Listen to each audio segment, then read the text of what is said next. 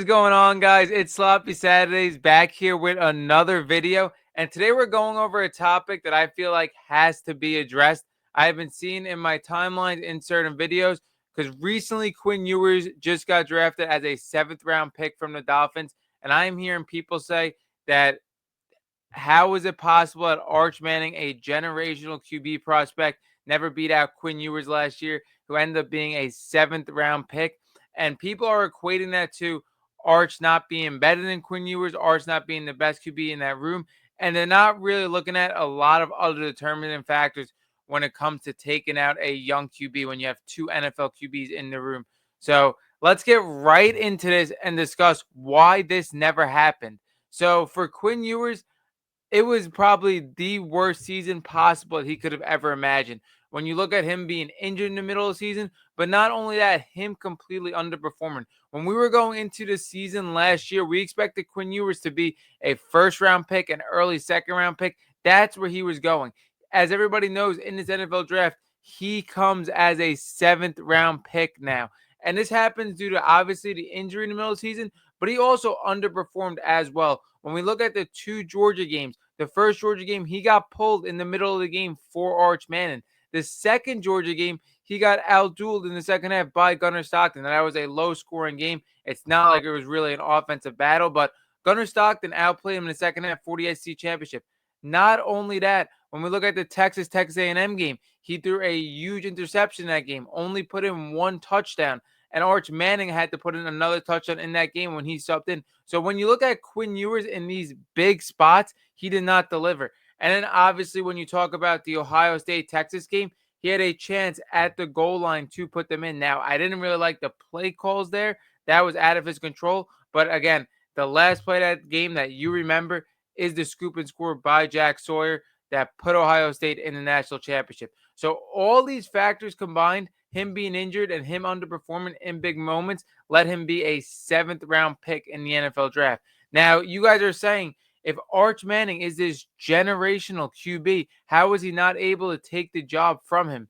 Now, I think there's a lot of factors going into this, and none of them have to do with Arch being the best QB in that room. Because I was sitting here banging on the table all year saying Arch should be starting over Quinn Ewers. Arch could be the guy that takes them to the national championship. You start Quinn Ewers, you're not going to get there. But I'm going to discuss why Sark, I believe, chose to stick with Quinn Ewers throughout the whole year. Obviously, when he was injured, Arch came in, but when both of them were healthy, why he stick with Quinn Ewers the whole entire year. Now, the first reason that I believe he stuck with Quinn Ewers is I just think it was never in the cards for Arch Manning. I think they were sticking with this development plan of getting both these QBs in the NFL. You have to keep in mind when Quinn Ewers came to Texas, he was this super prospect transfer coming from Ohio State. Texas was not at the point that they were now. They were still building to be what they are right now. And to get a super prospect in Quinn Ewers, a guy that was the highest graded QB prospect along with Trevor Lawrence, that meant a lot to this Texas program. Now, when you look at Sark, Sark promised Quinn Ewers to develop him into a NFL quarterback. That's why Quinn Ewers came to Texas.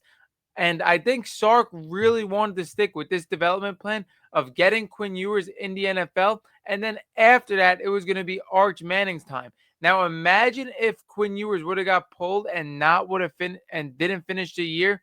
And again, Arch Manning would have finished the year. How much would his draft stock would have plummeted? This was a guy that was already a seventh round pick. Now, when you talk about Quinn Ewers being a seventh round pick, I don't really think he had a seventh round grade. I believe what NFL teams were saying. I think he's too big of a name to be a backup for some organizations, which made him slide to the seventh round. And I like him on the Dolphins. I think he will have an opportunity to play eventually because, with two as a starting QB, there's always an opportunity for those backups to play. Again, who knows? We're not like hoping for anybody to get injured, but that's just the reality of the situation. But going back to what I was saying, for Quinn Ewers, his stock would have completely plummeted. He would have been undrafted if he didn't finish the season. And his stock already went down. I think a lot of it was trying to keep his promise, Sark, and making Quinn Ewers a NFL QB and really getting both of these guys to be NFL QBs in this scenario. Now, the second reason why I believe Sark did not take out Quinn Ewers for Arch Manning is because he would have had to change the offense a little bit. He was already saying in the starts that Arch Manning was starting. The offense was different. Arch does extend the field a little bit more with his deep ball, has a better deep ball, and there was no doubt as Arch was coming in situations, even when Quinn Ewers was starting, Arch has a lot more mobility. I think to take them out in the middle of the season would have been tough because you would have to definitely change this offense a little bit for Arch Manning's skill set. But the third and main reason why I believe Quinn Ewers was not taken out for Arch Manning is because what this would have done in a distraction standpoint. This QB room was so tight.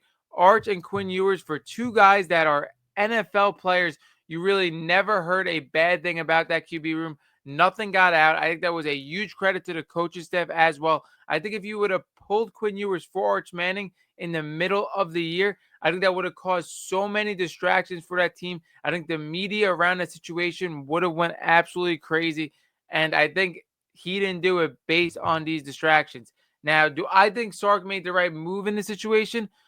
It depends how you look at it. Again, we don't know how the season would have ended if Arch Manning was the quarterback.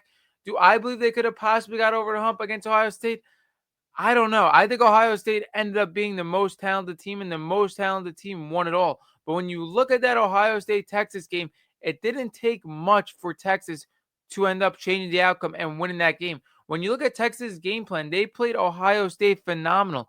When you look at Jeremiah Smith, the bracket coverage they had on him, Jahdae Barron, arguably the best quarterback in college football last year, they were the only team that held Jeremiah Smith, and they really held that offense to 21 points, and it should have been less with the Trayvon Henderson huge touchdown with 15 seconds to go. That should have never happened. But you're looking at a game that really came down to a goal line situation with 2 minutes to go. If Arch Manning was in, could have changed? Possibly. But then again, you look at it on the other side. Sark did the right thing in the sense of really keeping his promise to both of these guys. When you look at Quinn Ewers, he did end up getting drafted. He ended up sticking with him, and his stock again obviously plummeted, but he didn't give up on him and make him be undrafted. So I think he really kept his promise to Quinn Ewers. And then with Arch Manning, he's going to have his time this year and possibly the year after that. But he's guaranteed to be a first round pick. And everybody knows that as long as he just keeps proving it on the field. So do I think he made the wrong move? I think Texas could have possibly made the national championship with Arch Manning. But again, I think him morally wanted to keep these promises to both of these QBs.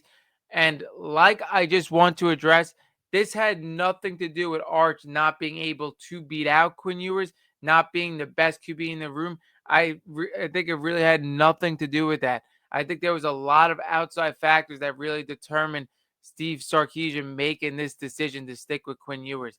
I think there was a lot of risk involved pulling Quinn Ewers in the middle of the year for Arch Manning. I think Arch was the best QB in that room, but again, so many risks involved with pulling him. That wraps up this episode of Sloppy Saturdays. I just had to get this off my chest because people are really saying that Arch Manning wasn't the best QB in that Texas room last year, and Arch Manning isn't going to be what everybody thinks he's going to be because he couldn't beat out Quinn Ewers, which again, he just did not have a fair shake in this competition. That wraps it up, and Sloppy Saturdays